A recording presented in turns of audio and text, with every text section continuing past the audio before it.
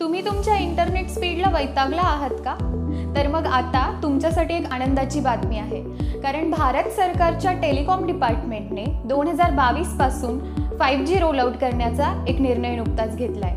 तर 5G बद्दल सविस्तर जाणून घेऊयात आजच्या लेट्स अप विषय सोपाच्या माध्यमातून।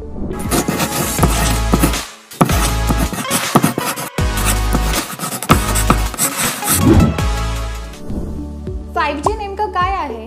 तर 5G हे 5व्या जनरेशनचे एक नवीन वायरलेस नेटवर्क आहे। त्याने कमी, मध्यम आणि उच्च वारंवारता असलेल्या स्पेक्ट्रमच्या 3 बँड्समध्ये काम करतं। मग तुम्ही आता म्हणताल की 5G आणि 4G मध्ये काय फरक आहे?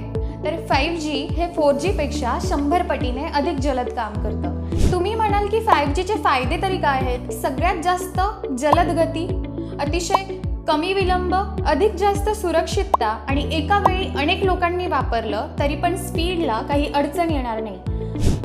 5G किती वेगवान आहे? 5G ची रचना कमाल 20 Gbps पर्यंत पीक डेटा स्पीड देऊ शकते।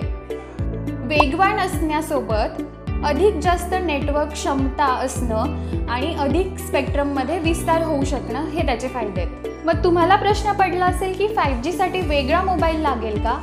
तर हो, 5G ला सपोर्ट करणारा मोबाईल तुम्हाला घ्यावा लागेल। तर मग ही सेवा कोणत्या शहरांमध्ये सुरू होईल?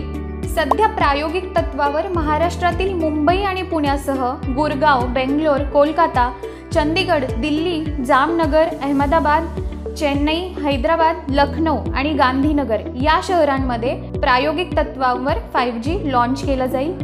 अशा प्रकारे 5G नेटवर्क आपल्या आयुष्यामध्ये एक नवीन क्रांती घडवून आणेल।